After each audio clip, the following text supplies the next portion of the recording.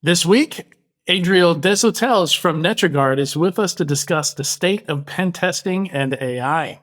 Then, in this week's topic segment, we discuss why Meta is destroying its engineering organization. And finally, in the enterprise security news, an AI vibe check, an AI SOC vendor shuts down, cybersecurity vendor layoffs, funding and acquisitions, cascading breaches, digital estate management. Criminals don't trust AI either. Some devs won't code without AI, even if you pay them to. And Midjourney is now a healthcare company? All that and more on this episode of Enterprise Security Weekly. It's the show where we talk security vendors and aren't afraid to name names. It's Enterprise Security Weekly. Welcome to Enterprise Security Weekly and happy National Waffle Iron Day. This is episode 465 and will be released on Monday, June 29th, 2026. I'm your host, Adrian Sanabria, and joining me is the Master of Marketing, the Mayor of Mayhem, Tyler Shields. How you doing, Tyler? Good. I have a question for you. Do you prefer waffles or pancakes? Waffles. Oh, yeah. You got waffles across the board. Okay. just more exciting. My partner urged me to ask, have any of you ever cooked anything in a waffle iron that wasn't waffles? I've never owned a waffle iron. Really? No, afraid not. I can imagine it makes good paninis though. Yeah, right? Like you can make omelets in it. You can do all kinds of stuff. Same thing with a rice cooker. I've only ever cooked rice in the rice cooker. I know you can do like the full meal in the rice cooker, but I don't know. I don't mind getting dishes dirty. At the end of the day, anything that tastes as good as a waffle and has little holes for the syrup to fill, that's a win. Yeah. That's a win. Yeah. See, and that's why waffles are better than pancakes, is that the little cups to hold the Nutella or the peanut butter or the syrup, whatever you want to put on them. Yeah. Bacon. Absolutely. Yeah. You nailed it. That is the value prop. That's why he is the master of marketing right there. There we go. Found the value prop. All right, quick announcement, then we'll jump into our interview. Security leaders, your vulnerability program is overloaded. Thousands of findings, try millions of findings. Limited resources, and no clear way to prioritize what actually matters to the business. Meanwhile, regulators and boards expect measurable risk reduction, not just scan results. Join the Vulnerability Management Virtual Cybersecurity Summit on July 29th to learn how leading organizations are shifting from volume to risk-based prioritization and turning exposure into actionable strategy. Security Weekly listeners can register for free at securityweekly.com/vuln-management using the promo code CSS26-SW. All right, and with that, we are talking about the state of penetration testing, particularly with regards to AI. We're excited to have Adriel Desautels with us today. He's the CEO and founder at NetraGuard, where he has done a lot of penetration testing over the past 20 years. Welcome to the show, Adriel. Hey, thank you so much. I'm excited to talk about this stuff, and I think it's important. And we have done a little work together in the past. We have. We have, yeah. Amongst that and interactions through LinkedIn, share a lot of similar opinions, I think, on things. Yeah. Yeah. I did a pen test for you once. I remember this a while. Yeah, I remember that a long time ago. That's right. So you know our inner workings and our culture to some degree still. I do. Yep. Yeah, I've been around for a while. It's amazing. It doesn't seem like 20 years has gone by, actually. It seems like it's been about 2, but hot damn. Yeah, well, I think, so I was looking at 2006 to 2026 should actually be 21, right? Yeah. If you count both sixes on either end, yeah. That's right, yeah. And then, you can go back farther and talk about the Snowsoft days, because kind of incorporated the same philosophies in NetraGuard that was like 1998 to present, so kind of dating myself now. Yeah. It's I started pen testing in 2008, like formally started pen testing. So I was doing internal pen testing at the company before I set out to do it contract wise. But yeah, so it's that's part of what I want to talk about today is how it's evolved over the years. Like I remember there was this very memorable talk that Haroon Mir gave at 44Con back in 2011 in London. Pen testing considered harmful, right? He's always been very good at spicy titles, spicy topics, contrary stuff. But yeah, made a lot of really good points in that. And one of them was that pen testers emulate other pen testers, not attackers. Back in those days, the way you would get popped is like web browsers were a mess. They weren't very secure. And we were all using Flash, and we had Java plugins, and we had Shockwave, and we had Silverlight, and they all had vulnerabilities in them. And just like drive-by infections were super common. You just visit a website, and boom, you got malware. And of course, no pen testers were doing that because it's like super unethical to do some of this stuff. But yeah, I find it interesting that like just 6 years later, the average ransomware case looked exactly like a pen test from 2011. Right? In fact, we suspect pen testers are engaging in some of the stuff. Like they're using the same tools as pen testers. The process is the same. So just wanted to get your thoughts on that. Like, is that how you remember this progressing as well? What did you think about? I mean, I look at the penetration testing industry, and there's something kind of parallels what you were talking about that I see. And it's really, I guess, the InfoSec industry as a whole, right? If you look at the companies that are building defensive technology, right, stuff that actually is supposed to block attacks, their attacks work really well. The defenses work really well against the commercial off-the-shelf tools because they can ingest those tools and the data from those tools, the attacks from those tools, detect them easily and block them. But if you work outside of the boundaries of where those tools actually exist and you launch attacks that are unknown, you bypass things, right? So when you said pen testing is making things more vulnerable, or I guess it was a quote from somebody else, I agree when you talk about things like compliance-focused pen testing versus, realistic threat or threat-led penetration testing, which I consider to be what a pen test is, right? You should emulate a threat actor, not emulate what other pen testers do. And the reason I agree with that also is because if you're doing the bare minimum required to satisfy regulations, you're not doing what's required to sort of build defenses or advanced defenses against real world threat actors. Yet people, and Greg Steinhafel, right, Target's CEO is a great example where he effectively said, hey, we were just certified as being PCI compliant. We suffered a breach anyways, right? So these pen tests do damage by establishing a false sense of security.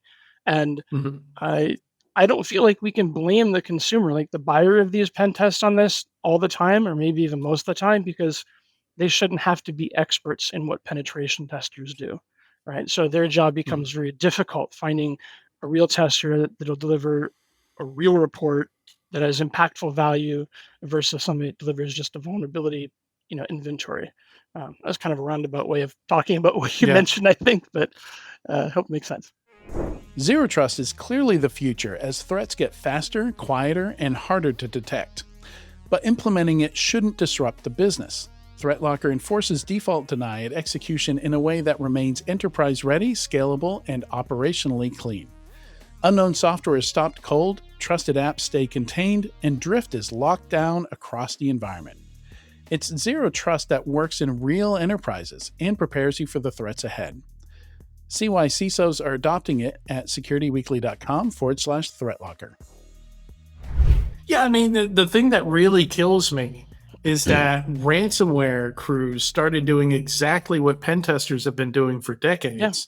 And we've all had those pen tests, so we should have been super prepared for it. Right?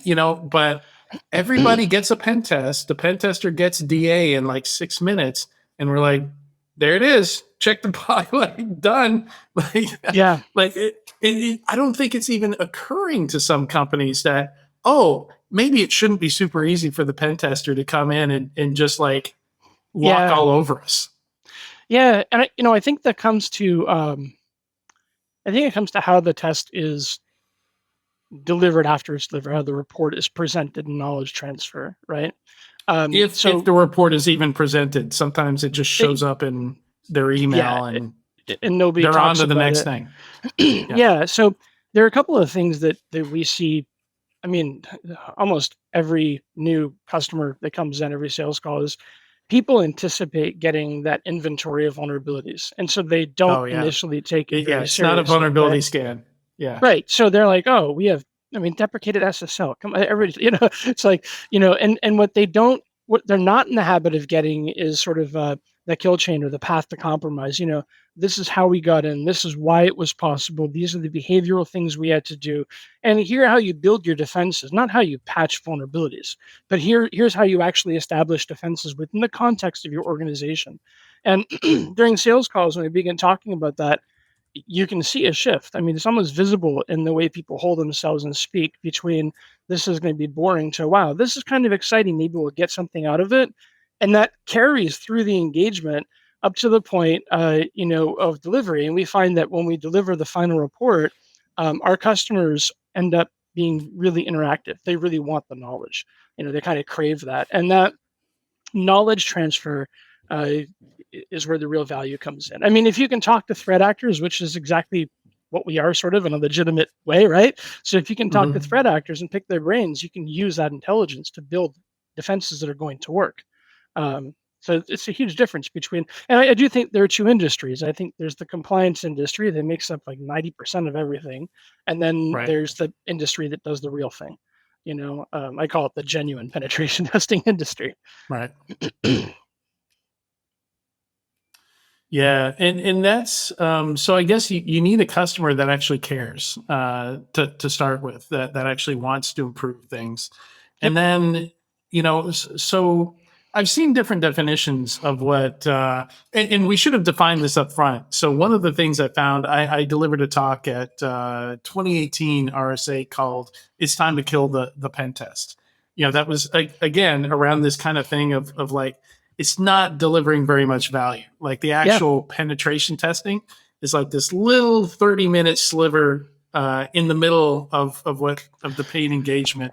And like there's this huge chunk of vulnerability scanning on the front end and this huge chunk of writing the report on the back end. Yeah. That is the bulk of what you're paying for. And this little bit in the middle where they're like, yeah, can you get any exploits working on Yeah. these things that the vulnerability scan found? Yeah. So yeah, defining one of the things I found when I gave that talk, I did a survey and I found when you say penetration test, most people think of what I would call a web app assessment. They Yeah. don't think like black box, external, trying to break in to Yeah. the like the whole enterprise is in scope. Like that's Yeah. not what they're thinking when they hear this term. So No. sorry, I should have defined that up front. So it's interesting you say that actually. I used to spend a lot of time working on definitions, and I found that there's a pretty general description, right? So a penetration test is a test that determines whether something can make its way into or through something else. And Mhm. penetration testing isn't unique to IT security, of course. You have soil penetration testing, you have materials penetration testing, ballistics Hmm. testing, right? The difference between our industry, though, and those other industries, like if you look at ballistics testing, there are different standards. I think is V0 and V90. Talks about how many strikes, and they're very well defined standards. If you look at our industry, we don't have any standards that really take the threat into consideration. It's just like you have to do these specific things. So, yeah, okay, I can pressure test my sub, right, in a bathtub, or I can Yeah. pressure test it at 3,000 feet. Which one are you going to get Mhm. into? Well, most people are choosing the bathtub sub and then get surprised when it implodes at 3,000 feet.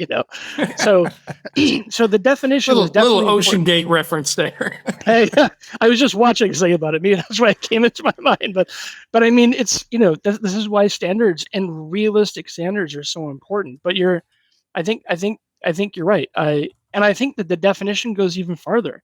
Right? People think penetration test and they think zero-day vulnerability research or they think exploit dev. You know, uh, Mhm. they don't ever think, well, I'm trying to determine, if X can get into Y. And so this will be a web application penetration test, an Mhm. external or internal infrastructure, or maybe human social engineering, right? Yeah. And social engineering doesn't just mean phishing, which a lot of companies seem to think that that's what it means. Look at anything with Shiny Hunter and the voice call. I mean, they were crafty with calling people up and getting what they wanted, right? I think definitions are critical. And I actually think it's another point of failing for industry. I think our industry kind of bastardizes these terms and definitions, just like they say things are solutions or they prevent all breaches.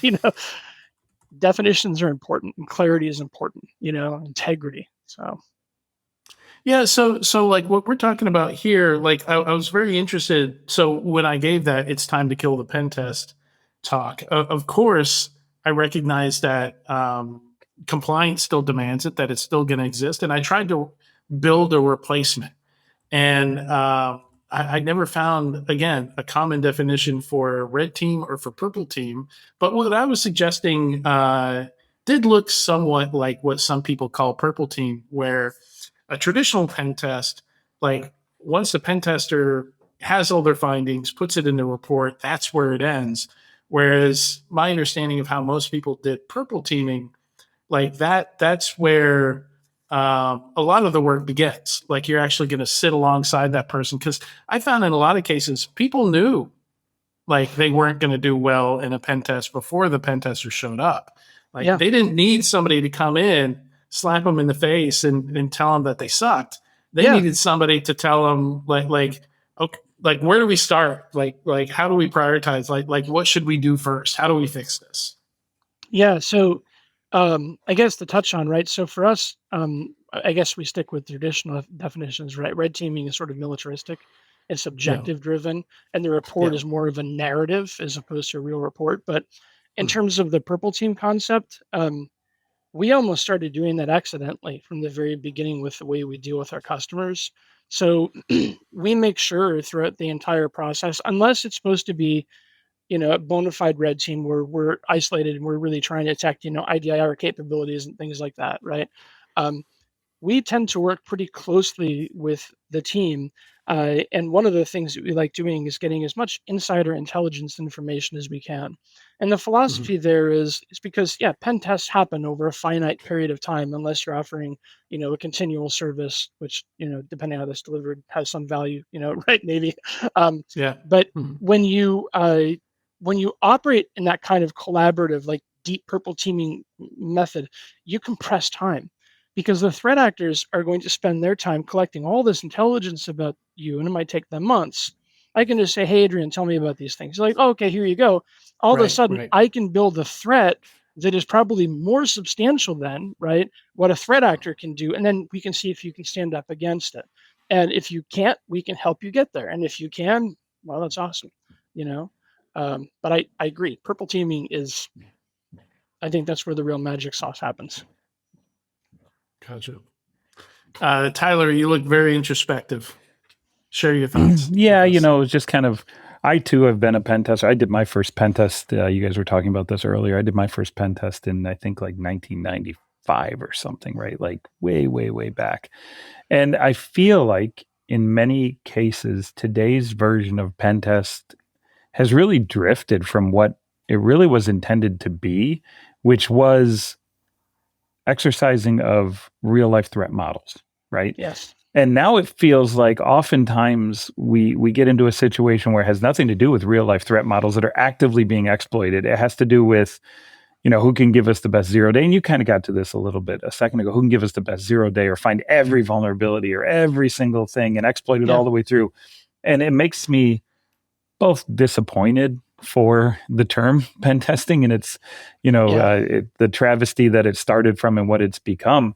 But also, maybe we shouldn't even be using the term and we should just be focused on what the goal is, which is exercising threat scenarios to determine our resilience, right? And okay, sure. Let's trim it down to 2 words, pen test, right? But I don't know. That's kind of that was my introspective look, Adrian. I think you're exactly right, and I distinctly remember the divergence. I think it was 2003 or 4 was whenever the credit card companies got together and actually established PCI. PCI. Mm-hmm. Yeah, right. Like, I mean, sure, it was done with good intention, but the road to hell was paved with good intention, right? What they ended up doing was they created a standard that became a requirement for all these companies, but they failed to define any level of threat.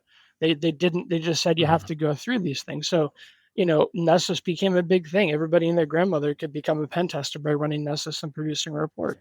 And that took over because the demand for a pen test was regulated, and so now businesses, there was a need to go out and to get that check in the box, and unfortunately a lot of them were competing on low price, and the businesses who were doing the buying, some of them very likely had the intention of buying a quality pen test, but when everybody is using the same language and the same marketing, the whole 9 yards, it's really hard to tell the difference, unless you look at pricing, right? So there are still two industries. But if you're going to be pricing a real penetration test, you can't do it by number of IP addresses, number of clicks, number of API endpoints, right? You need to actually have an understanding of complexity and do diagnostics, right? Like 10 IPs can be offering no services, or they can be offering, some super complex web applications. Theoretically, if 10 IPs have 40 hours per, that's 400 hours. If I'm charging somebody $5,000, $500 per IP, I'm working for $12.50 an hour. I'm clearly not doing a real pen test, right? And then the inverse is, what happens if none of them have any services? All of a sudden, I'm making $5,000 for 0 minutes of work. So when people are buying pen tests, the question that they really should ask themselves are, how do these guys know it's going to cost this much? What do they know about my workload? And can they justify the workload to me so I understand what I'm paying for, right? I think that is one of the most powerful ways to tell the difference between getting the type of pen test that we're almost embarrassed to call a pen test today, and then getting the real deal. And again, if the expectation is I give you $40,000, you give me a checkbox, then those folks don't even care about that, right? Yeah. Yep. If you care about outcomes, maybe you should pay for outcomes. That's right. Yeah. And it is true. A lot of them, when given the choice between doing the real deal or doing that check in the box, they'll go for the checkbox because it's cheaper, knowing full well what they're getting to. Of course, is it really cheaper because you suffer a breach down the road? So speaking of the road to hell and good intentions and the commoditization of things, I think it's a good segue into talking about AI pen testing, right? This is something that comes up every year. I think the first time I saw my buddy Adam Compton try to automate most of a pen test or most of the automatable stuff, I think it was like 2011 or something like that, 2010, 2011. He's given like a dozen talks on it over the years. He's built it, thrown away, rebuilt it, I think 5 or 6 times. So now when I hear like generative AI is going to automate the pen test, I'm like, wait a minute. Like, I know people have been automating like 98% of the pen test or at least like the low hanging fruit, the stuff that's really time consuming for decades, right? So like how do you look at AI? Like, what do you think? What is the impact right now, and what do you think? Yeah, what do you think about I'm going to sell you AI pen testing? You don't need humans anymore.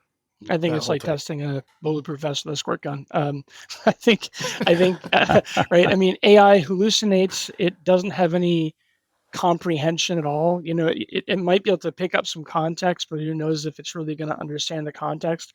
I really think that these AI penetration testing solutions are glorified vulnerability scanners, and they are most certainly not going to give you a test that at all resembles anything realistic, because they don't have the same kind of, they don't deploy the same types of TTPs realistically.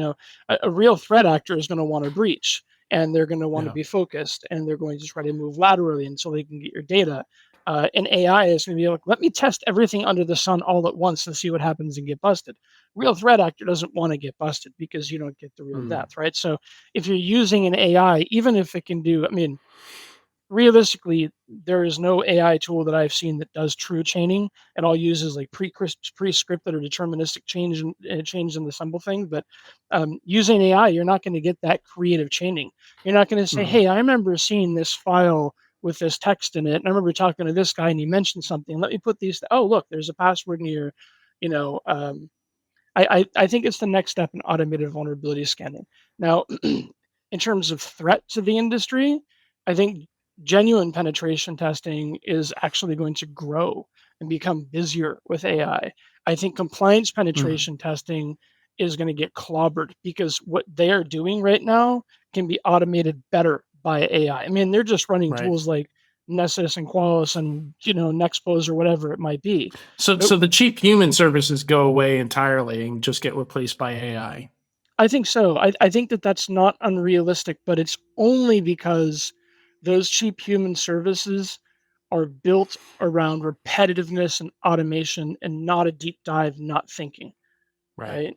So I do think that's realistic. And honestly, it might make things easier for the buyers too, because now they know, okay, and I do think, here's an example. I think AI is great for maintenance. So buyers can say, well, I want to use this company to do my annual maintenance and checkups because they have this really cool AI engine that has a harness, like we are talking about previously. It has really powerful harness with good knowledge built into it. That's what matters a lot, right?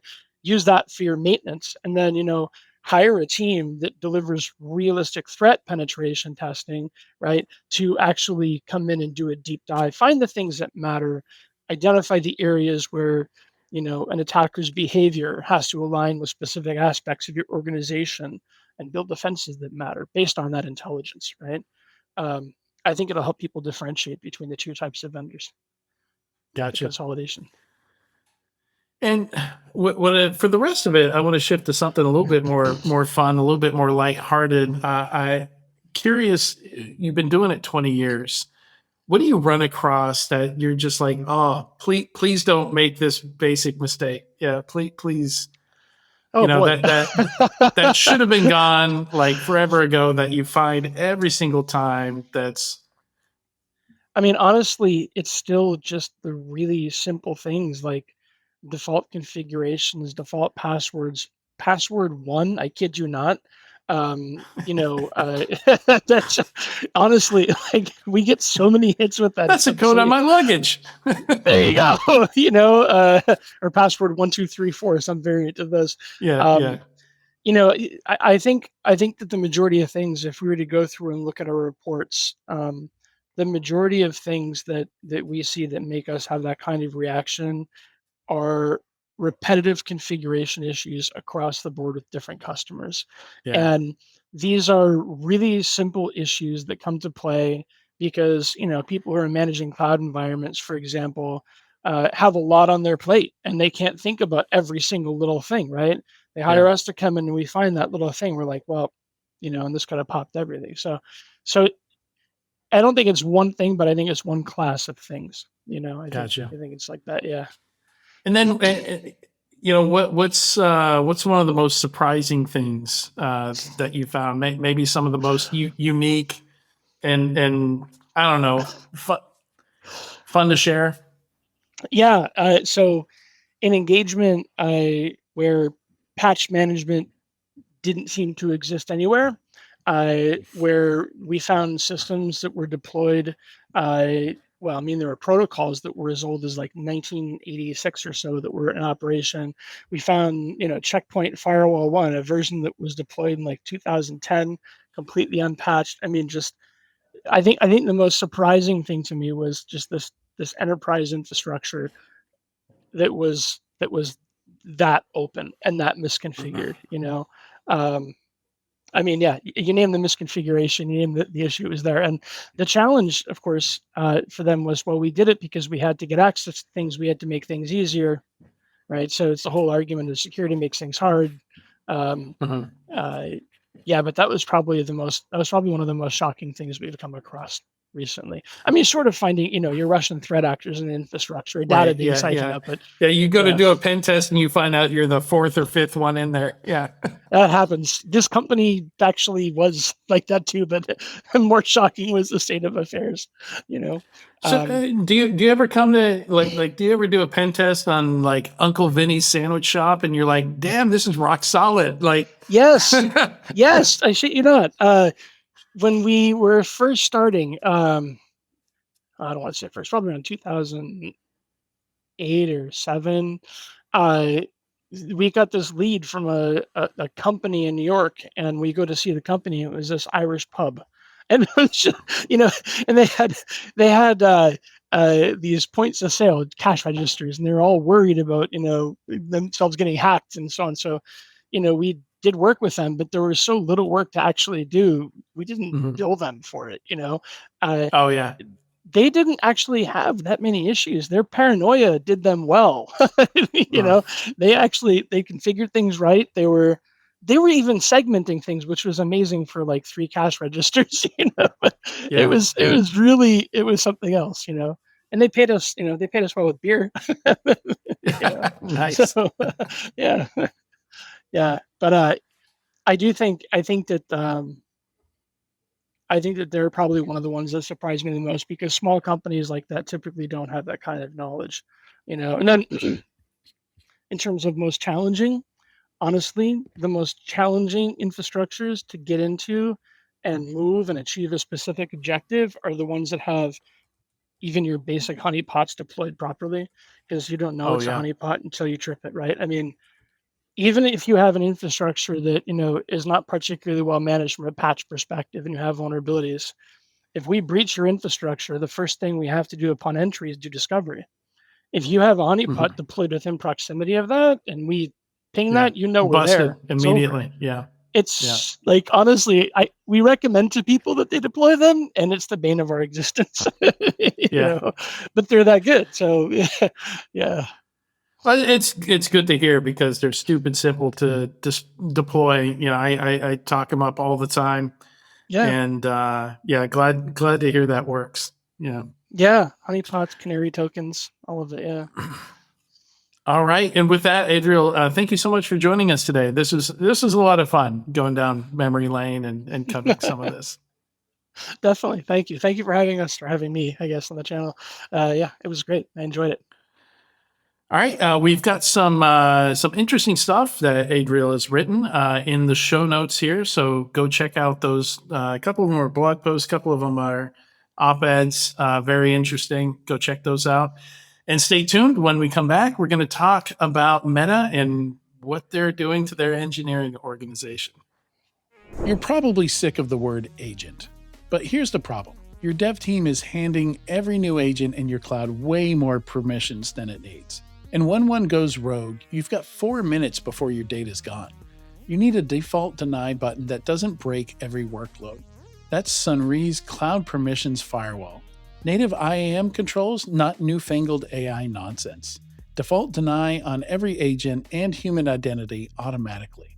Learn more at securityweekly.com/SONRAI. Welcome back to Enterprise Security Weekly. For this week's topic segment, we're discussing why Meta is destroying its engineering organization. So it's not my opinion. That's the name of the article that inspired this topic segment. Pragmatic Engineer.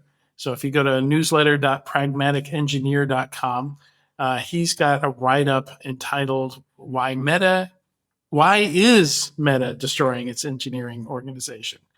And it's interesting, because it's both connected to the whole token maxing thing with requiring employees to use AI.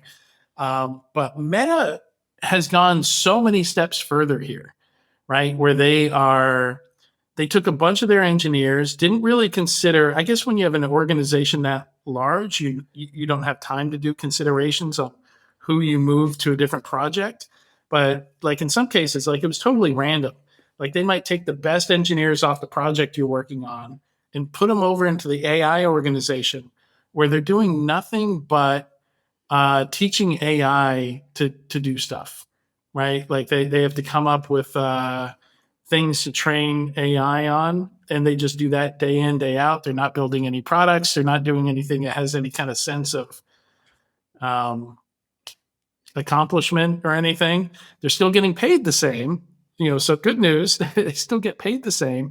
But they've been very vocal about how awful this is.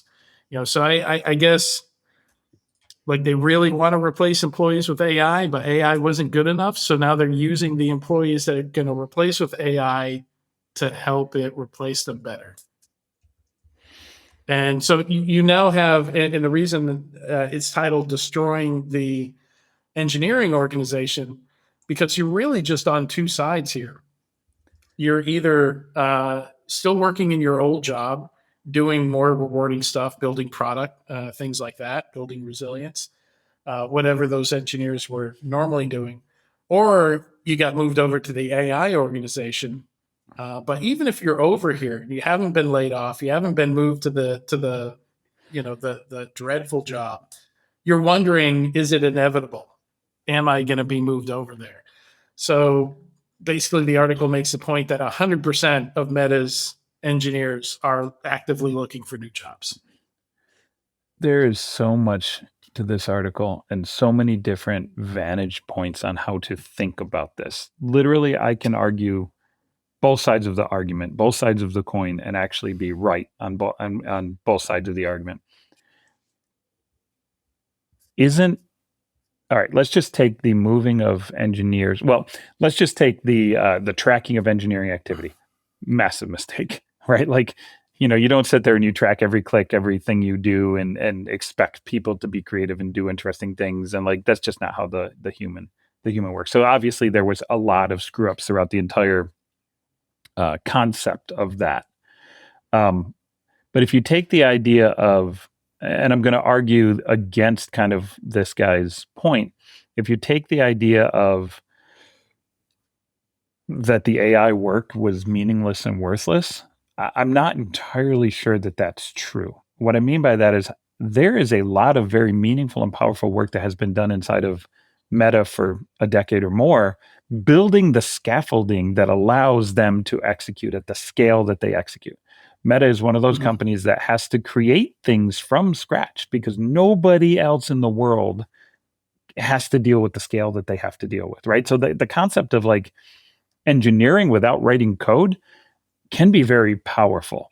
Now, if you're just going in and tagging activities, right, maybe that's some rote, boring stuff for a period of time.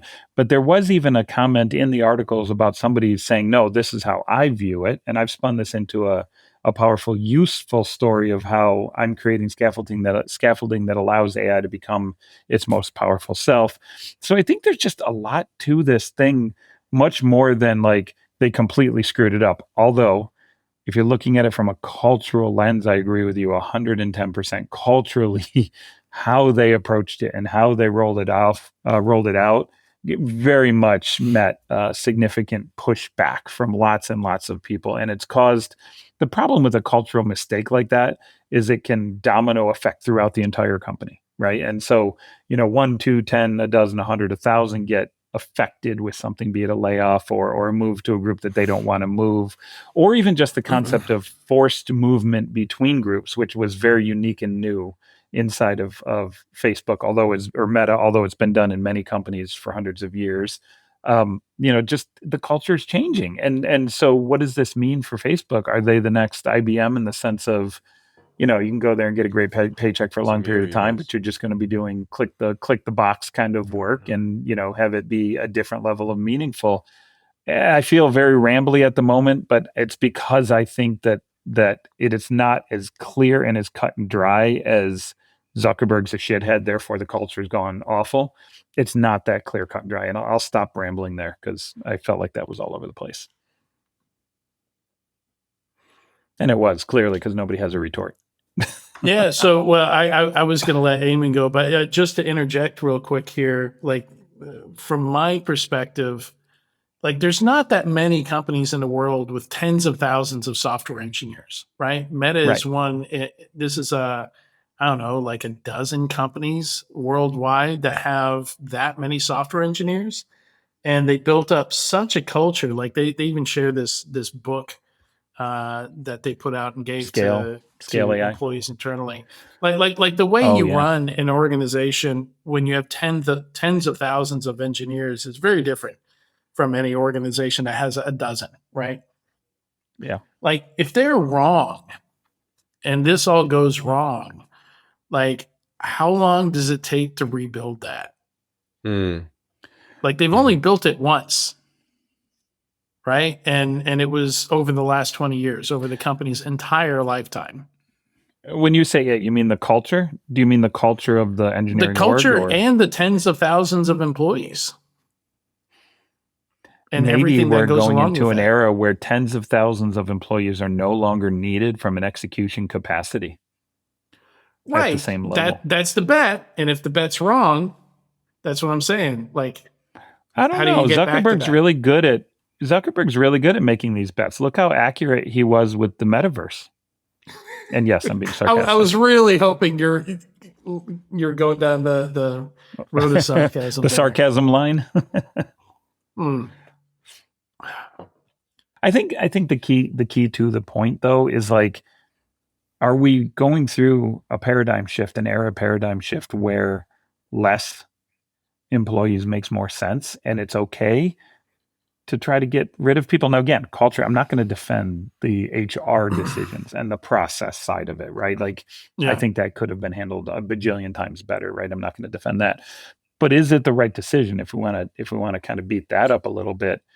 You know, we're in a world now where it's far less about writing lines of code, and basically what we're asking these people to do is essentially get into the code review process, the post coding process, where we're going to start to see multipliers of required humans growth, right? If you compress the day-to-day coding that needs to be done and it shrinks significantly, where does the bottleneck move to? It moves to two places: code review, which is post, or it moves to ideation and product management, which is creating more specs for the AI to write, right?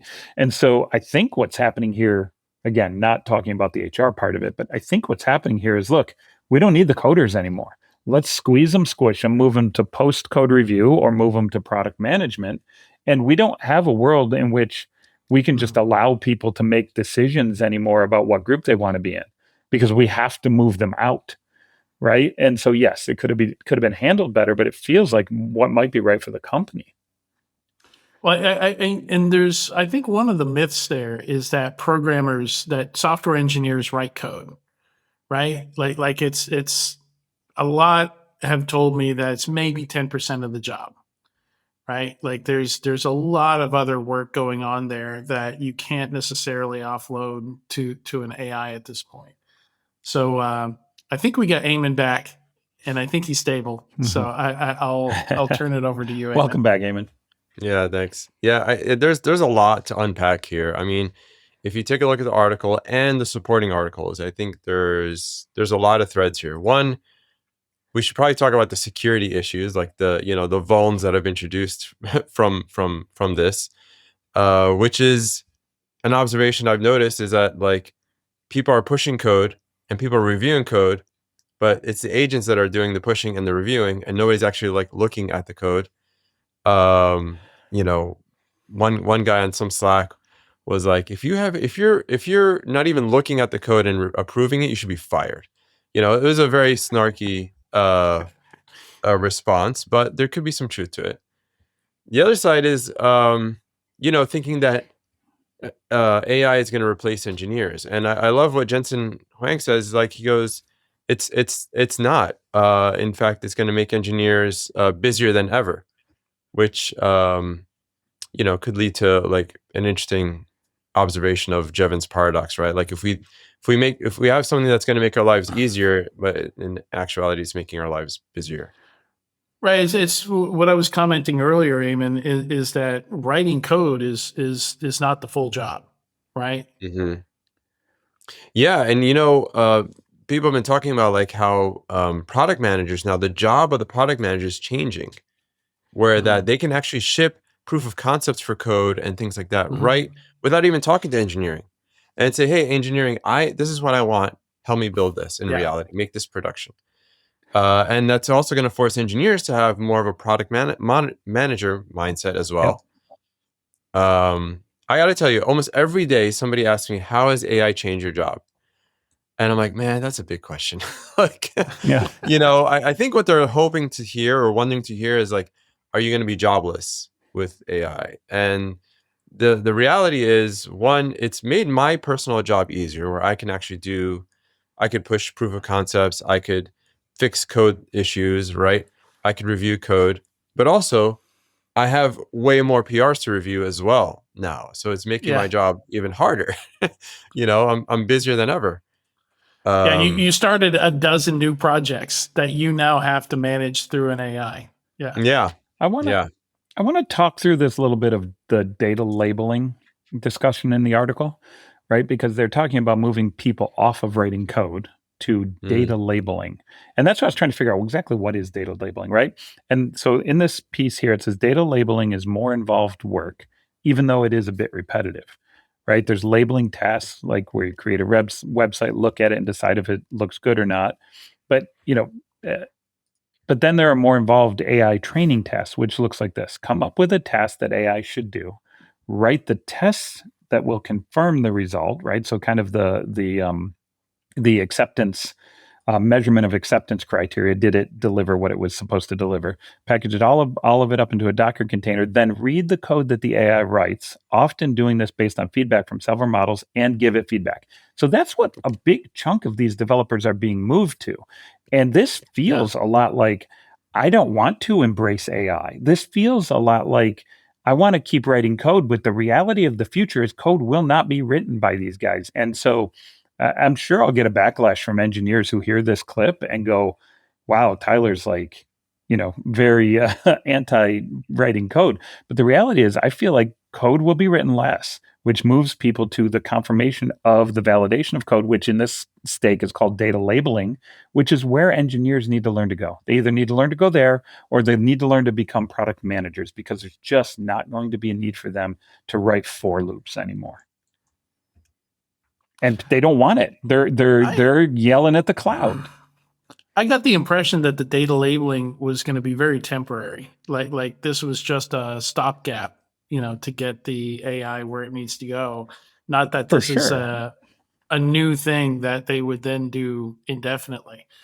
That they would do this for like 3 or 6 months, like until it was good enough, and then they would also get laid off.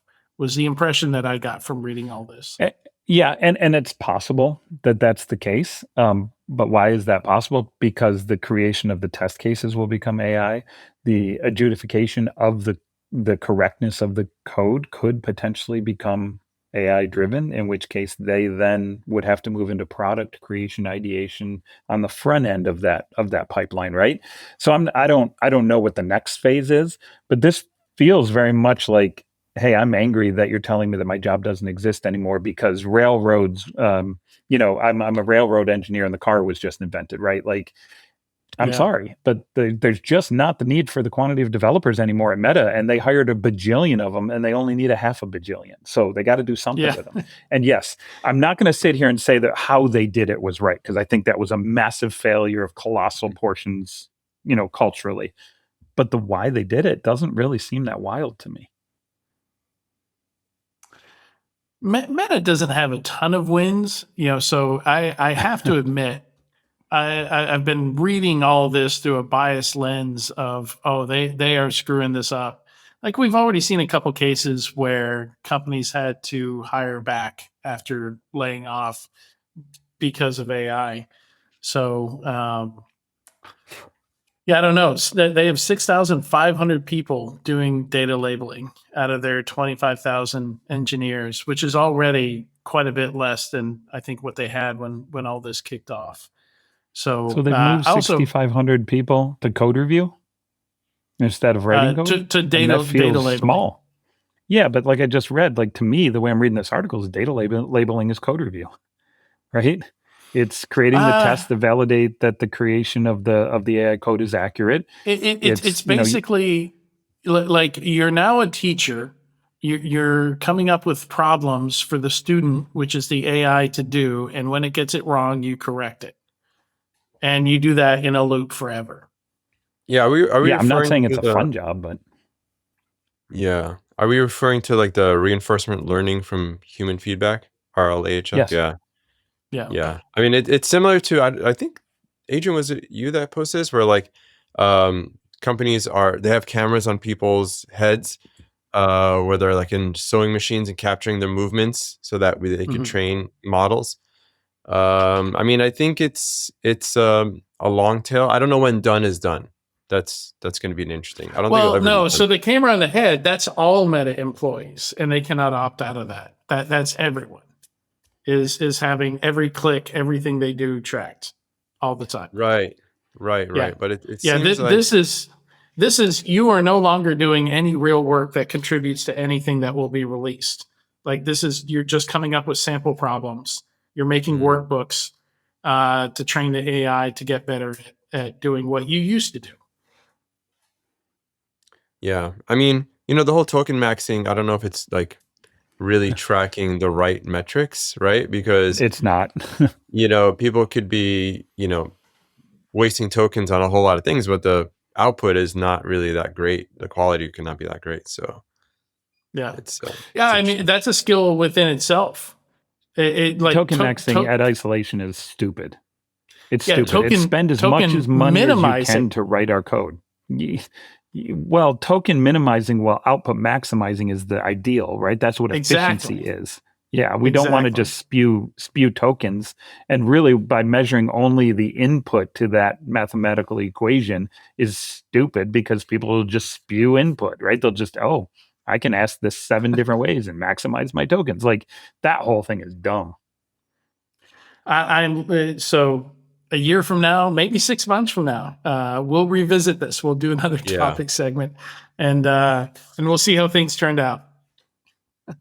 All right, that's all the time we have for this week's topic segment. Stick around. We'll be right back with the news. Enterprises are adopting AI tools such as AI agents, MCPs, LLMs, and skills at 10x speed. These agents have access to business-critical workflows, applications, tools, and sensitive data. But access without governance and control isn't acceleration, it's exposure and critical risk. The question isn't whether to build or use AI agents, it's whether security teams can govern the AI environment. Octo is the leading AI agent security platform helping enterprises solve this gap. With continuous agent discovery, automated AI red teaming, agentic guardrails, AI security posture management, and runtime protection, Octo helps enterprises secure AI adoption across the entire AI lifecycle. Learn more at securityweekly.com/Octo. Welcome back to Enterprise Security Weekly. Now for the Enterprise Security Weekly news, you can check out securityweekly.com/ESW465 if you want to follow along as we go through the news or for links to any of the articles that we're covering. All right. Eamon, I never introduced you, but Eamon Elswa joined us in the last segment, and I'm an asshole and I forgot to introduce him. You're good. How you doing? I kind of just snuck in there. Yeah. All right. So we have some interesting stuff in story number 1 here, which is where we cover the vibe, funding, acquisitions. We have 2 extra sections we normally don't have. It's not often we get to talk about a cybersecurity company shutting down, not asset acquisition, not acqui-hire, like nothing's going anywhere. They're just done. And we've got a layoff section. So the layoffs is the easiest to talk about. Sneak is laying off 90 employees. It's not their first layoff. I don't even think it's their second layoff. They've done a few rounds over the last 3 or 4 years. Yeah. Mm-hmm. 4th round. So, wow. Not a lot of details on that. Like that's less than 24 hours old as of the time that we're recording this. A lot of people were still looking for some more information, but yeah, already on LinkedIn, people are offering to hire people, the usual thing that you see out there. So hopefully they most of them find a chair as the musical chairs go on.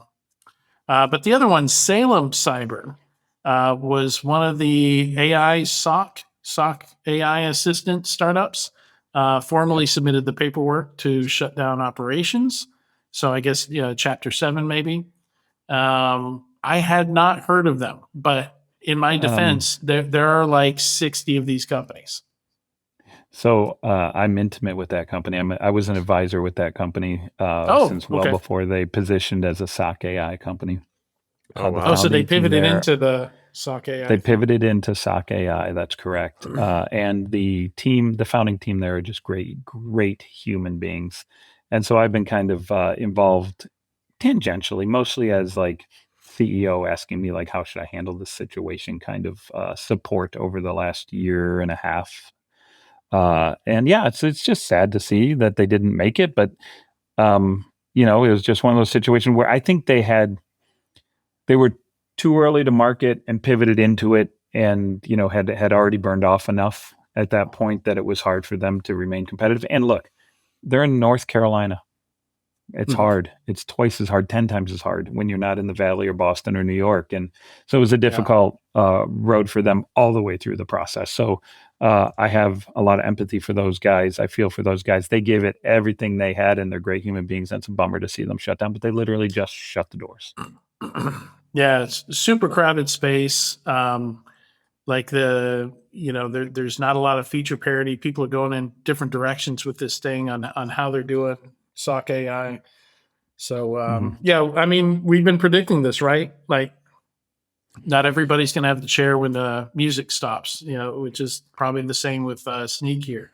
But I wonder, talking about, one of the things I think about when doors are closed, like all these people leaving Meta, I think Oracle in the last 4 months has laid off like 55,000 people now. Like they had 30,000 and then another 25,000 or something like that. Like, I wonder how many doors open, right? Like, and I wonder if some of those doors, like the replacement for Meta, I wonder if that's going to come from one of these people that were forced to do data labeling. Look, right? For sure. 10 years from I now. do think it will be. I 100% think it will be. Look, I lived through the .com doors all closing, right? I was there as we were watching high tech collapse and pets.com go under because, they couldn't ever achieve what they had, set out to achieve. And yeah, all that stuff closes, but out of the ashes of a high tech collapse rises the phoenix, right? And we will see that again. I would argue that probably the next 12 to 24 months, 12 to 18 months is probably going to be one of the best investment vintages you can get your hands on, right? Like when everybody's getting smacked is when you put the money to work and find that next bird to come out of the ashes. And I think you will see that if we look back 10 years from now. Yeah, a lot of good talent has severance and time to think about what they're going to do next. Yeah. And they're sitting in a world now where the technology and the ability to create has never been faster, and we can create more with less. And where it would take, $1 million investment and 6 people, 24 months to get something off the ground takes, my 6 months of severance money and me and a buddy in a coffee shop, like literally to achieve the exact same thing in 6 months, what took 2 years before. So that's what I'm saying. I think you're just going to see a massive explosion of AI driven technologies coming out of the collapse of, whatever this is, we're seeing the collapse occur. Eamon, sounded like you were starting to say something. No, nothing. I mean, it's being laid off is not easy, or can be tough. But I think what people need to understand, and I've said this a little bit before, but the employment in the future is not going to be the same, right? You're going to have multiple sources of income, right? A little bit entrepreneurial, all that kind of stuff. And so what's going to be difficult is those that don't have that muscle and don't know, how to exercise that muscle. Well, it's so interesting here. I've been in Europe for the last 2 weeks, and this is still a place where, like joining IBM in the 70s, like you can spend your whole career in one place still. So there's a very different mindset over here, and I guess that's why they don't have an AWS or a GCP over here. Like they don't have a hyperscaler because the goals and just the goals of employment is different over here. Like there are people just on a weekday just out there playing in the fountains in the hotel where I'm staying. Like they're just not working for the whole summer. They enjoy life. I mean, they know how to, they take off in August. So, I mean, there is that. I mean, we definitely are not known for that here. So, cultural differences for sure. So the vibe check last week, Mike Prevet asked. So the U.S. government effectively forced Anthropic to pull Fable 5 and Mythos 5 for every customer overnight. Does your model can vanish on a policy whim change what you actually run? And so 50% of people said that they're staying put without Mythos or Fable. They're just going to drop down to Opus 4.8 or whatever the latest Opus is. And so 50% said they're staying put. 25%, a quarter said they're building the exit, and 25% said they're already moving. So I thought that was interesting. Basically talking about, when your model of choice gets rug pulled, what do you do? I mean, there's so many models these days, so it's. Yeah, I mean, right when this happened, I got an email from Tinfoil, which is like the whole idea behind Tinfoil is it's like, imagine ChatGPT if it was what's the term they use where they even encrypt data in memory, only you have the key, not confidential computing. I forget the term for it. But yeah, like confidential computing. So basically, like you're running in the cloud, but the cloud provider can't see your workload. So like Proton. Yeah, I'm blanking on the term for it. It's been a long like week. end-to-end encryption, like so there's no insight into it. Yeah, I can't. Yeah. I don't remember the technical term, but yeah. Yeah, it's like confidential computing. It's something computing. But Mhm. but yeah, I got an email from them and they're like, yeah, we're deprecating these 3 models. So make sure by the end of the week you're off of those models. And it just reminded me that like this is a pretty normal thing. Like I remember people getting upset with OpenAI for deprecating certain models. I guess like one of the things that these providers think about is like how powerful is a model versus how much inference costs us. And if it's not efficient, like they're gonna axe it, right? Like they can make a lot more model or a lot more money off a more efficient model. So so yeah, I wonder how many of these people are going to be pushing to local, because that seems to be that's what Apple's pushing for. That's what Microsoft is pushing for. They just released a bunch of local models during their last big event. So we're going to see a lot more hardware in the near future that's designed to run AI locally. So I wonder how much of that eats that up. Good in theory, poor in execution is my answer to that, Adrian. Because I think last week when we were talking, I kind of brought up that idea, but maybe it's going to push pretty significantly. I thought maybe it would. The more I've researched this topic, the less I believe that. For a couple reasons, and for what it's worth, I was one of the staying put. Claude is my ride or die. That's what my answer to this was. But look, humans, developers, building is in essence all about efficiency and cost versus revenue. And at the end of the day, if it costs less to run a service version of it, we're going to use a service version of it, regardless of the risk, within reason, regardless of the risk to the business. Because at the end of the day, look, I don't think Anthropic wanted to pull it, right? Clearly, this was a government situation of forcing the rug pull to occur. And so who do we have to blame here? The provider that we're hooked with, that can literally happen to any of them, or the government. In this case, I believe it's somewhat politically motivated because they have beef with Dario from Anthropic. Like Dario and Trump are, at each other's throats. So this is, in my opinion, very politically motivated. But at the end of the day, okay, so you go to Opus. I don't think it makes that much difference, right? It's not like we're talking about. So ride or die, stay with them. In my opinion, I think bulk of people will just take the lazy route out and just stick with them and not switch. More I've been thinking about this. And to the point that there's so many other models out there, story number 13, which I added pretty late. So if you haven't refreshed, like maybe I didn't get it into the notes on Slack, but story number 3, China's 360 says that it has developed tools that match Anthropic's Mythos, which is not surprising, right? Like OpenAI was there like a month and a half, two months after with GPT 5.5, which came pretty close in a lot of benchmarks. We've seen that some benchmarks, smaller models actually do better than the larger models. It just depends on what you're doing. Like some of the reasoning tasks, smaller, cheaper models just do better. So I feel like we're at a point where open models, Chinese models, like there's now Canadian models. Yeah. Like we're kind of spoiled for choice at this point, and I don't think it's a huge impact if one of them gets pulled for most people. No, I don't think so either. And I think actually what the long answer to that is model commoditization. What is it really going to mean when, and this is, I've been saying this for a year and a half now, that everybody's been complaining that 2026 is the year that everybody complains about the cost of tokens. Now, 2026, oh my God, we can't afford how many tokens we're spending on everything we do.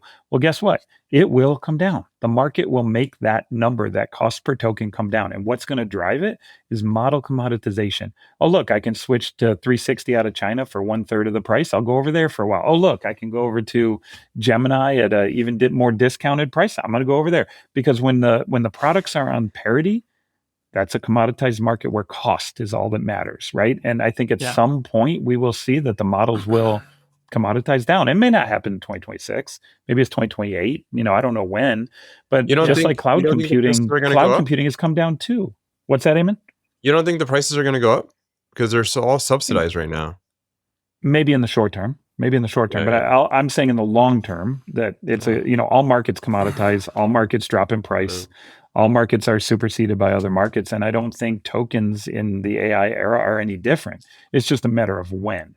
And so for me, I think could make a ton of money. And I know there's some companies out there doing it. It's just a routing company where your whole job is to be the middleman that routes between all of the different. You don't have to change anything in your code. That exists. Open it's router. open There you router. go. Yeah. And that company is going to crush it because people are just going to be like, you know what? I'll solve this problem by being on Open Router. So if Fable gets rug pulled, I'll flip to some other one that's relatively close in value. And you know what happens? The good thing, I mean, it's a bad event, but it's the good thing that at least it happened quickly because it's not like Fable was out for 6 months and then it got pulled. That would have been way more catastrophic. Days. Yeah. Yeah, because it takes time for providers, for companies they do a lot of testing before they release a model or integrate it into their tooling. So, like typically a model comes out, they'll get a preview of it actually before, like a beta preview, and then they'll release it in their product maybe, on the day of the public release or a couple weeks after. So yeah. I think they knew there was a chance it was going to get pulled, right? Because White House put out that executive order that says you're not allowed to do this without our say so, and they did it anyway. So I think they knew there was a good chance of it, and it only helps their marketing and their prep for their IPO even better. If you really want to dig into the drama of it, go listen to, I don't think it's the most recent, but it might be the one back from the most recent of the All In podcast. They got into the drama where they talk about how the actual communication about the rug pull occurred between the White House and Dario. And they sent him and basically Jassy? there was Andy Jassy? Yes. Yeah. And Jassy essentially it's presumed to be somebody on his research team, on his cyber team, basically said that there was a real risk of breaking out of jailbreaking Fable and told the White House that. And the White House said that's a national security issue. And they contacted Dario at Anthropic, and Dario basically gave him the middle finger and published a blog post saying every single model is jailbroken. There are no unjailbroken models. He got defensive and basically said, like, this type of jailbreak as defined by your team actually didn't matter and it's not important. And he might be right. But at the end of the day, I think it's a political pissing match that caused it to be pulled more than anything else. Yeah. But it doesn't change the fact that you still have to have some kind of resilience to swap models. And I think that's where the open router approach is probably your best bet. All right, moving on here. We've got some funding. Sandbox AQ, which is a real big quantum company. They do a lot of stuff.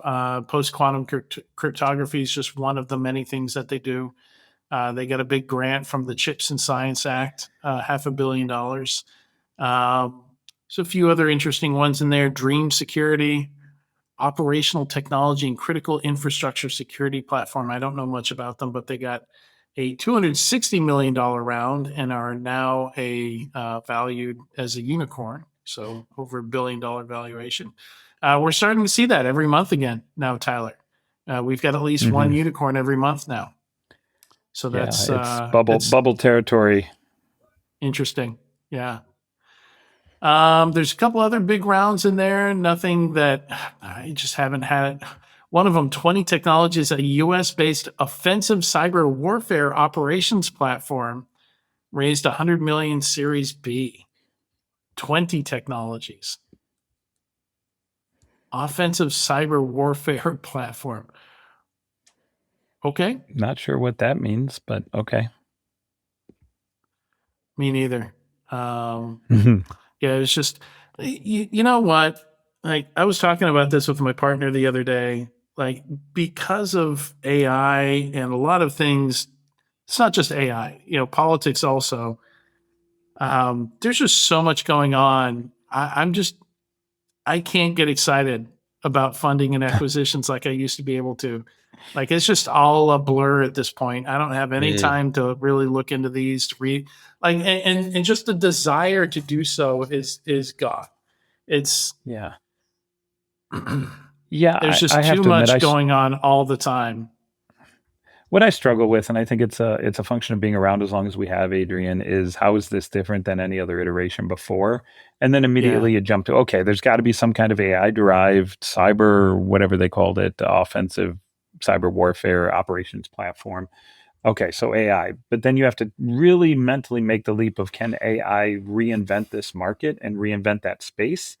And that's where you and I probably, at least I know I struggle pretty heavily, is like, can it? But here's the thing. Every time I say that to myself, I find out that I'm wrong. Like, literally, I've probably said that 3 times on investment opportunities in the last 24 months. And then fast forward 24 months, it's like, holy shit, they're now at 100 million in AR. What just happened? How'd they do that? So I don't know, man. That's my struggle, is just trying to grasp how AI is truly impacting the day-to-day from the startup scene.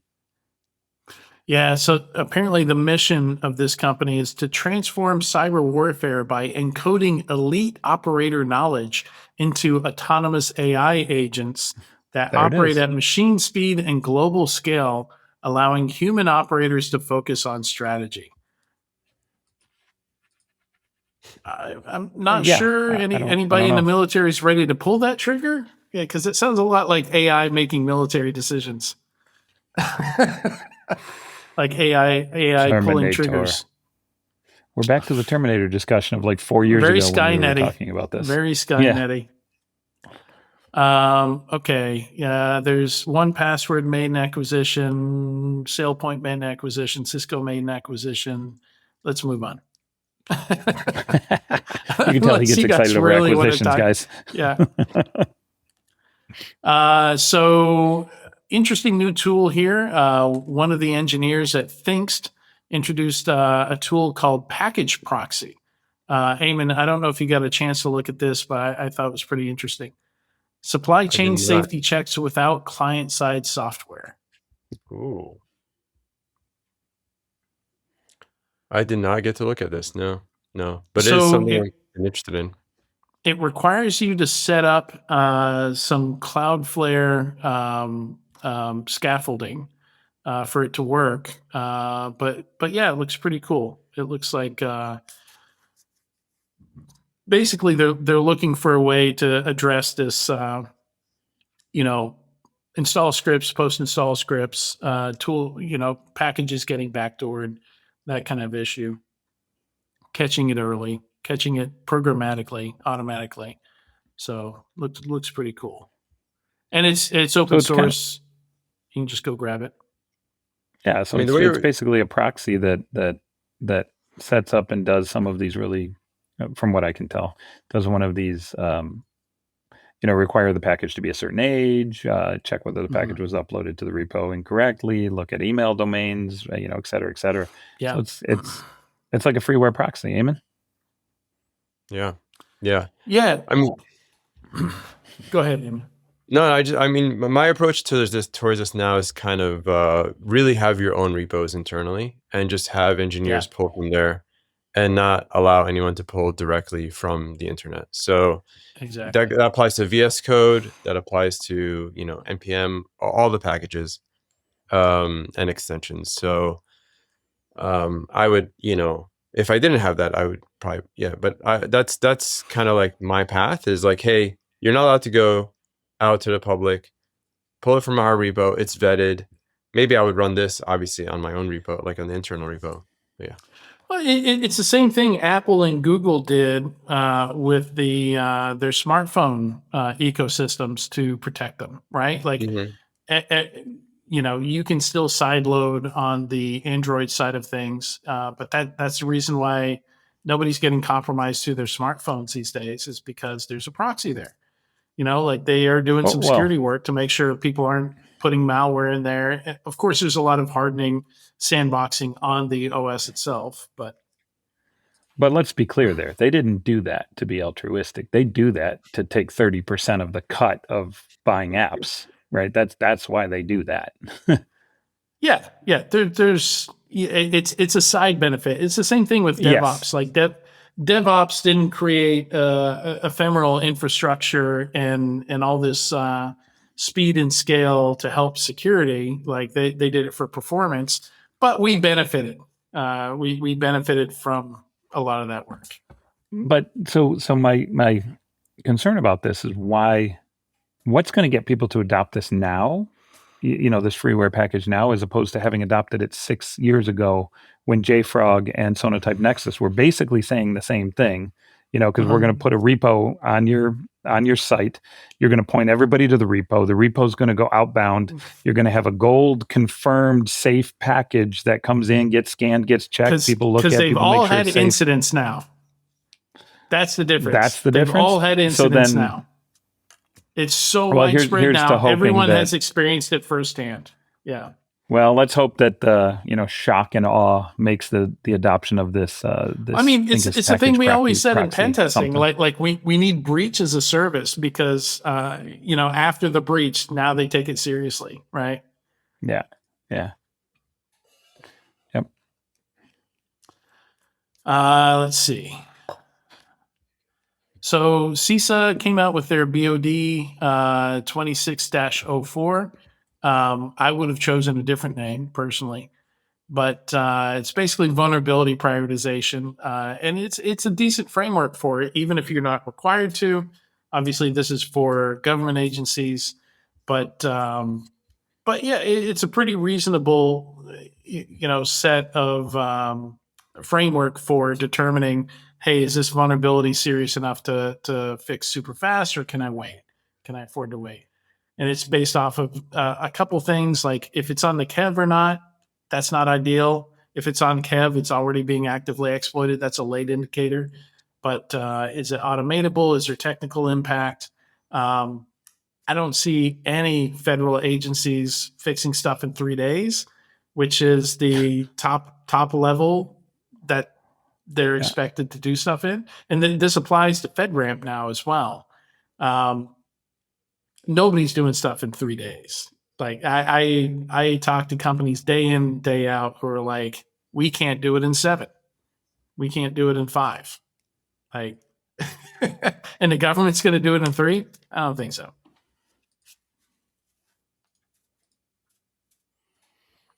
So I don't know. Yeah. Why not 3 hours? 3 minutes. Patch it in 3 minutes. That's the requirement. Sounds good to me. Make it happen. As long as we're going to throw out something unrealistic. Sure. Faster the better. So the Eamon, let's jump to one of yours. Let's skip away from some of mine. Mine? I had some? Oh, okay. Yeah, here we go.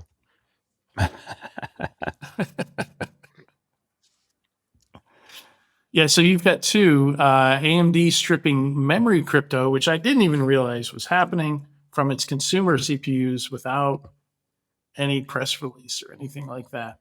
And then the other one, we may be living through the most consequential 100 days in cyber history, and almost nobody has noticed because we are just being hit over the head with everything so often. Yeah, I feel like I just Yeah. Yeah, the second one was actually from I think the same person that published the DVD article. So when I yeah. yeah, The that's long how I read. found it. Yeah, the Mhm. long read. So that was pretty interesting. And the author takes a take that, like, there's all these like big cybersecurity events that happen, and we're like not really paying attention to them. So it's worth a read. I mean, it's Um, not that we're not. We just don't have any time to talk about it before the next one happens.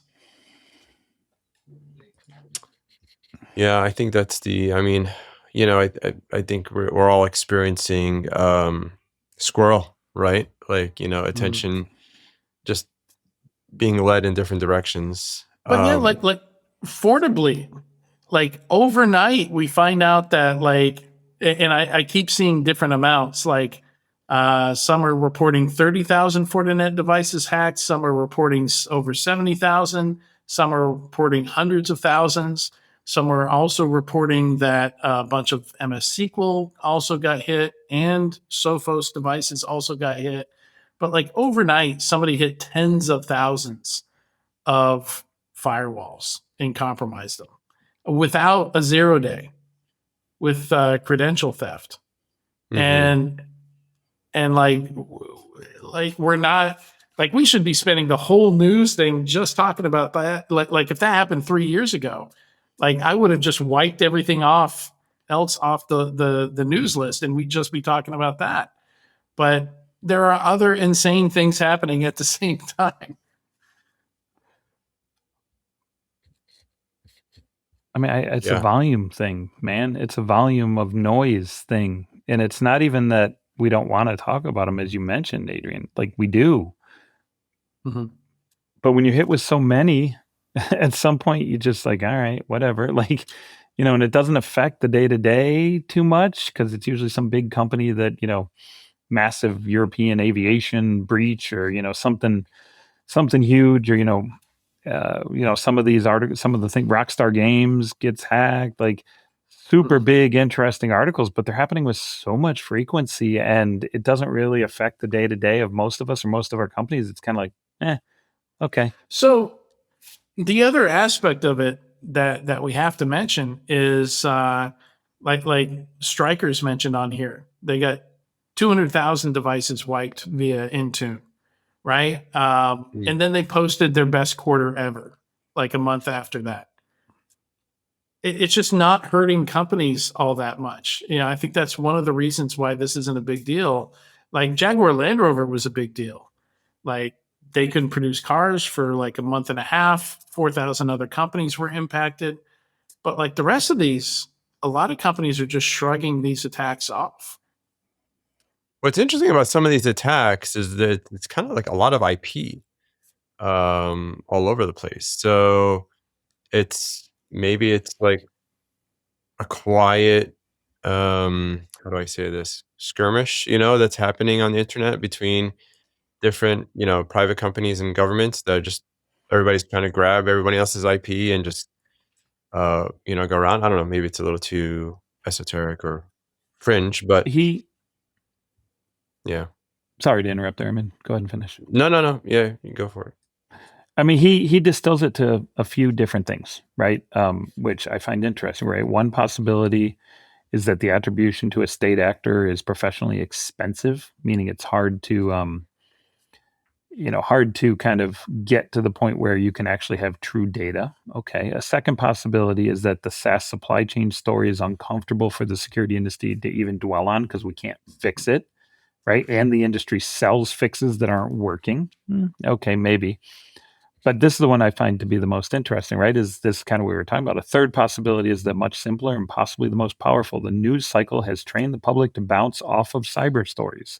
The audience has already absorbed Equifax, OPM, Yahoo, SolarWinds, MPD, Snowflake, and the marginal shock of, to quote DJ Khaled, another one has flattened, right? Like at the end of the day, it just doesn't matter and nobody cares. It's just, and then he even goes on to say the fourth possibility is the acceleration of AI on the side of industry is just overpowering from a volume perspective. And in cybersecurity, it's the only thing anybody talks about anymore. And when you pile all this together, breaches don't matter. Nobody cares. Move on, right?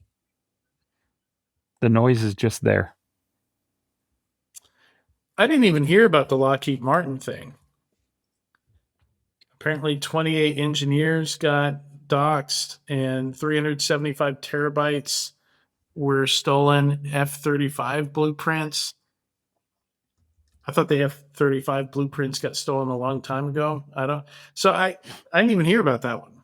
Like it's there's a lot of stuff in here that didn't even make it.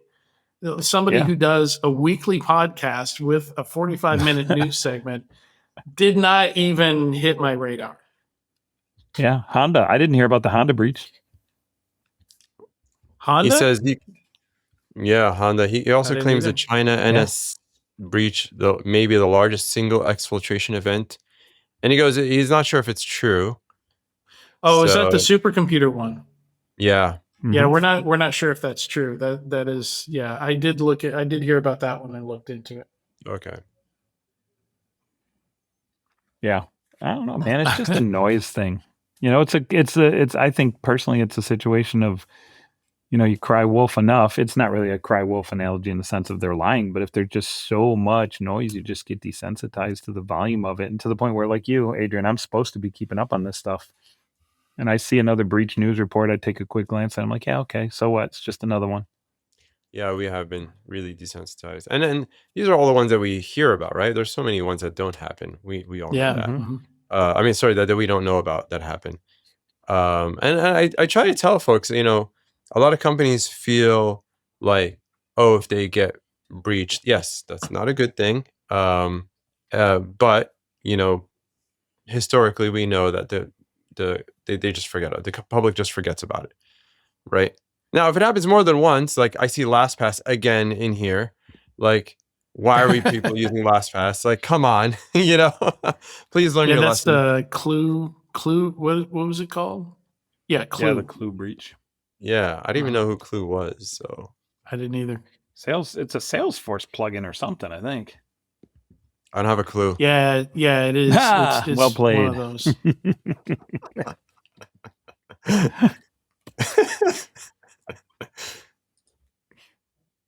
I missed that. I he said I don't he doesn't have a clue. I got it. Yeah. Apparently, neither does Adrian, so it's fine. He's It entrenched is, in y'all. the story. It is 10:30 p.m. where I'm at. You gotta cut me a break. You get all the breaks you want, buddy. All the breaks you want.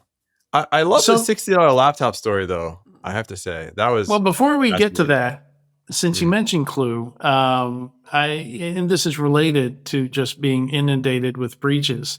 I came up with a term that I call cascading breaches, which we've seen happen a couple times now. Like Trivia was an example of that. Aqua's Trivia got breached, and then Checkmarx got breached, and then two of their projects got breached, and then Light LLM got breached, and then two companies got breached because Light LLM got breached. So you just have this cascading effect where one thing that everybody uses gets breached, like Clue, or the other example here is the Fortinet devices getting compromised.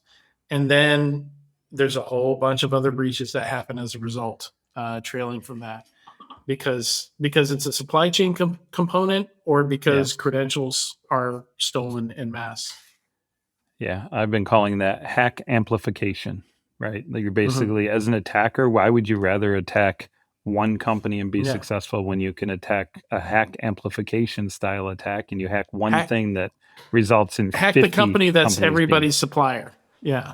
Yeah. And that has always been the foundational argument of why software supply chain or supply chain in general attacks are so risky and so dangerous, and why they're so hard to handle, right? Like, how do you eliminate them? Because every single one of our companies lives off of 50 or 100 or 200 or 500 different software packages that we're using every day. And, you know, sure, we send the requirements, oh, you have to be SOC 2 and you have to be this and you have to have a pen test in the last X. But no, that's all theater. At the end of the day, none of that's really going to protect you. it's not going to protect them either. It's a minimal level of due diligence, so the insurance people get off your back, and at the end, so you're not negligent. You at least asked, right? And at the end of the day, that's why those attacks, the hack amplification attacks, are so powerful. Yeah. So, Eamon, let's go to digital estate management. What did you think of that article? It was fun. It was a fun read. Like, kudos to the summary of the story is like someone bought a laptop from a estate sale for $60. And, they're hoping to get some sort of friction, but they turn on the computer and it goes straight to the desktop, Windows computer, and goes straight to the desktop login.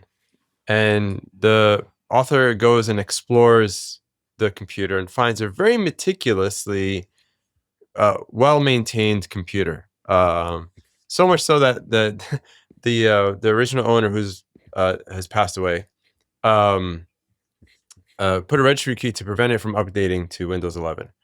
Right. So just really knew what they wanted. But it does have the security of the 1990s, where all the original owners' information, I mean like social security numbers, client account passwords, right? Medicare login, everything were just in like several text files. Well organized text files, but yeah, it's pretty scary. So, and it might be related, but I am seeing there's a lot of people reaching out to me, like parent friends, right? People my parents' age that are being hit with scams right now. So it's a little related, but they don't know about good password hygiene and MFA and all that kind of stuff. But this was an amazing treasure trove of information. Yeah, it's a rough area where even a decade ago, when I started a consulting startup, we did some pro bono services, and one of those was trying to recover data from family members who had passed away and didn't leave their passwords behind. Nobody knew how to get into their devices. They wanted to get rid of the devices or sell them, but didn't know how to wipe them properly, that kind of stuff. So we would help with those kinds of things. And there's not really great resources out there for these people to figure out how to do that. And there's not good resources built into the devices either. Like the number of services I've seen out there was some way to automatically turn your account over to somebody else if you pass away. Like a lot of services just don't have that. A couple out there have dead man switches where if you don't log in for 3 months, Gmail does have this, where if you don't log in for a certain amount of time, it will give access to your email account to somebody else. It will offer for them to set up an account. I think it's like 3 months or something like that. But most services don't. Like you just have to have your affairs in order. Make sure that that account information is somewhere where people can get to it. And it's usually a giant mess for whoever's behind after you're gone. Well, if it wasn't such a horribly insecure piece of software, I would argue that LastPass is probably best suited to offer this as a service. Not kidding. I'm kidding, but not kidding, right? Like I'm kidding about the LastPass part of it, but so yeah, 1Password. When you set up a 1Password account, it encourages you to print out the emergency kit and put it in a safe or a safety deposit box. And that has your key, and you write down your master password on it, and you file it away in some place that's physically safe. And that's how, because it's your password manager, that's how I'm sure LastPass has something similar there. Last time I used it, I don't recall it, but 1Password does have and it's literally something that you just print out onto physical paper, where you put your credentials on there so somebody can get in there if they need to. So I've done that for mine, but I am not the typical person. Like most of these people from my parents' generation and maybe the age of this guy here, they do store their passwords in text files. Mm-hmm. Yeah. Along with everything else that was compromised here. Software Yeah. licenses, upgrade histories, invoices, billing records for clients, medical records, everything. No disk encryption, no password when you Nope. boot the thing up. Yeah. Why? Nobody else is touching that computer but him. Why? So speaking of people being unaware, I'm just going to cover this real quick, and we can move on. Number 10 is just somebody posting on Blue Sky. They're like, "Hey, this is a really weird CAPTCHA," and it's Clickfix. Right? It's one of these where it's trying to get you to paste a command that will get you infected with an info stealer into your terminal. But this is just legitimately somebody who doesn't know what Clickfix is, who doesn't understand this social engineering technique, just posting a screenshot and being like, this is weird. What's going on with this CAPTCHA? And of course, there's typical responses where people like, you're some kind of idiot. You don't know, attacker in the responses. But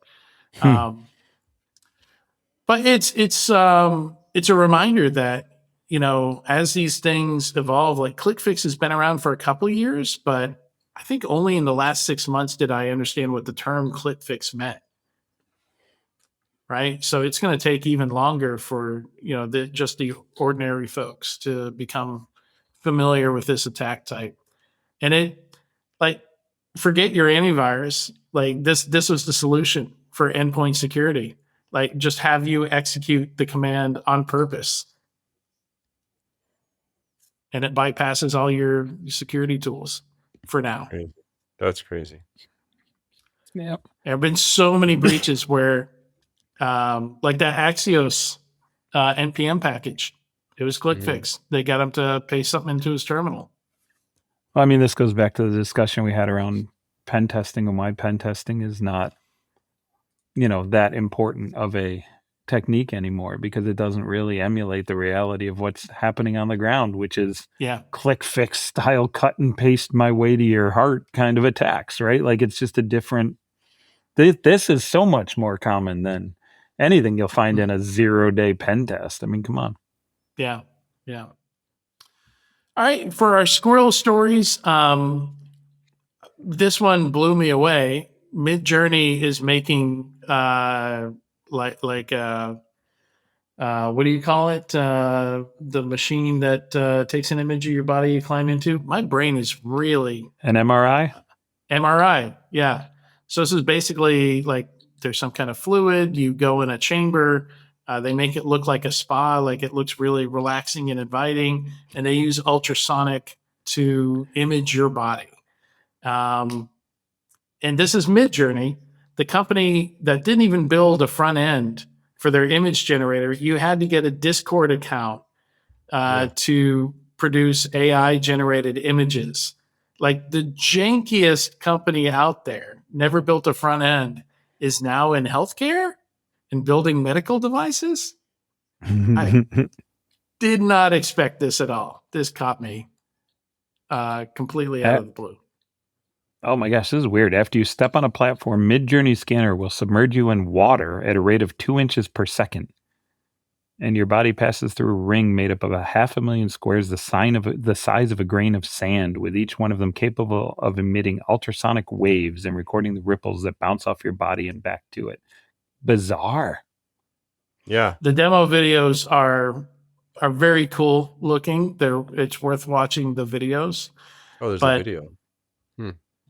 Yeah, there's several videos. The writing of this, the Engadget article author is just brilliant. The company compares them to dolphins that use echolocation. So going through a scan is like being surrounded by 500,000 tiny dolphins from every angle. Sure. The result is a 3D map of your body down to a fraction of a millimeter that looks a lot like MRIs, but nearly 100 times the speed. All those tiny dolphins. Dolphins are assholes, by the way. Like that does not comfort me at all. Could you imagine being surrounded by a million tiny dolphins that are echolocating your body down to the millimeter? If they're No, tiny, you it's couldn't. better. Adrian, have you not had a good experience with dolphins or something? No, I've just read a lot about them, and I'm not going to ruin dolphins and other cute animals for anybody listening to this podcast. But if you wanted to, you could do just a tiny bit of research on dolphins, and you'll be like, oh my God, they are assholes. Wow. Huh. Are they like bullies or something? Okay, I gotta look this up. We're I'll gonna tell have to you Google later. it. We're gonna have to look it up, Iman. Yeah. Yeah. But I'll I tell feel you like after we stop recording. Yeah, it sounds like Adrian had a bad experience with a dolphin, though. It's kind of No, like, not personally. I've just read. I think he's I just read too many prejudiced things against on the dolphins. internet. I think he's just What- prejudiced against dolphins. went to That's it. SeaWorld or something and just had a, not a good experience. So. And the other squirrel story, if all else fails, this is a website that allows you to get rid of your angst and just empty yourself of all your problems by screaming at your computer. So it My actually son- invites you to switch to voice mode and scream at your computer, and it's like an animated black hole. And Wow. yeah. That's pretty awesome. That's kind of cool. So yeah, somebody had some fun vibe coding. Yeah. Yeah. That's cool. So that's a lot of fun. And with that, that's all the time we have for this episode of Enterprise Security Weekly. Thank you so much, Eamon and Tyler, for joining me today. It's been a blast. All right. Big thanks to everyone watching or listening to this week's episode of Enterprise Security Weekly. Next week, we'll be talking to Sandy Bird from Sunre Security about IAM controls for AI agents.